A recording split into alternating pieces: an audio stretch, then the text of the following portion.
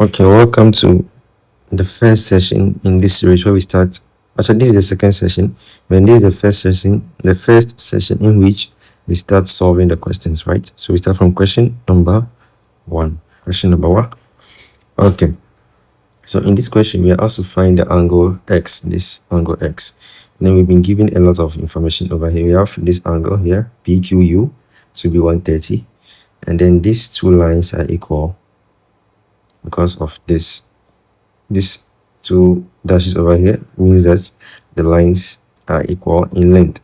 So if these lines are equals and these two lines are equal in length, that means these angles what will be the same. So this is an acute, sorry, this will be an isosceles right, triangle where two angles are the same. Okay, so this angle is the same as this angle. So let's label those angles.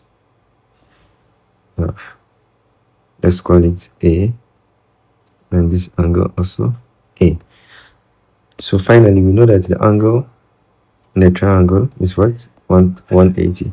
So 130 plus A should give us what? 180. Right? So let's write that down. So A plus 130 should give us 180. So that means 2A plus 130 should give us 180. Okay? So we have 2A plus 130 equals 180. So A is equal to 180 minus 130 over 2. So A is equal to what? 180 minus 130 is 50.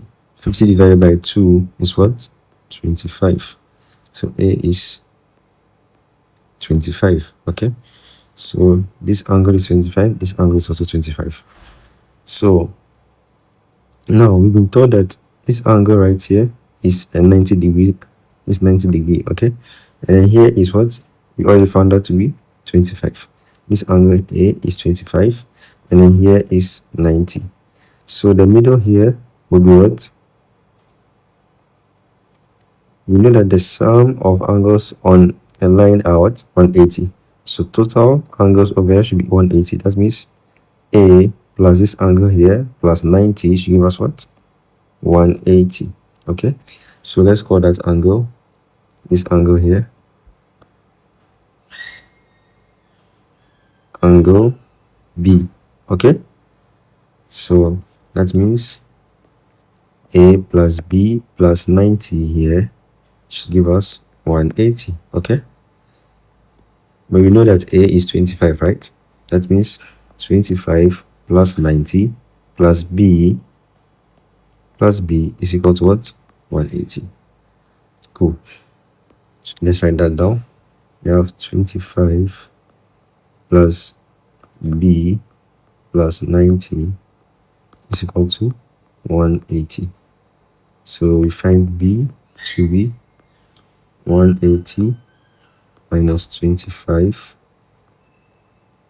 minus 90. What would that be?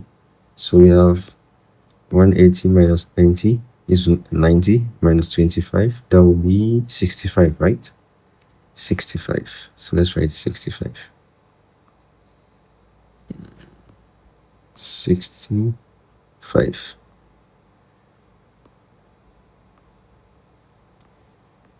65. Okay, so the angle right here is 65. Okay, now what we are looking for is this angle right here, right?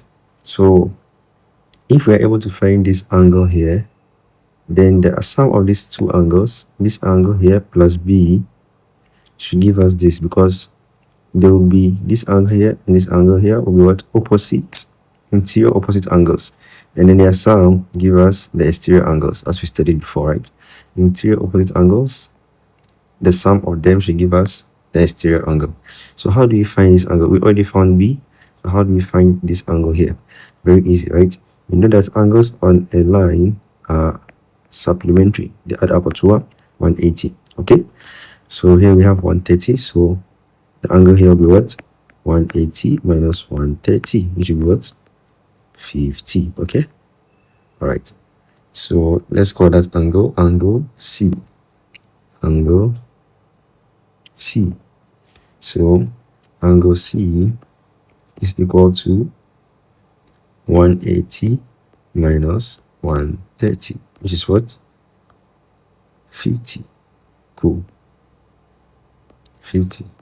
Okay, now we said that in opposite interior angles give us the exterior angle. Okay, so the sum of B and C should give us this X. So X is equal to B plus C. Okay, what will that be?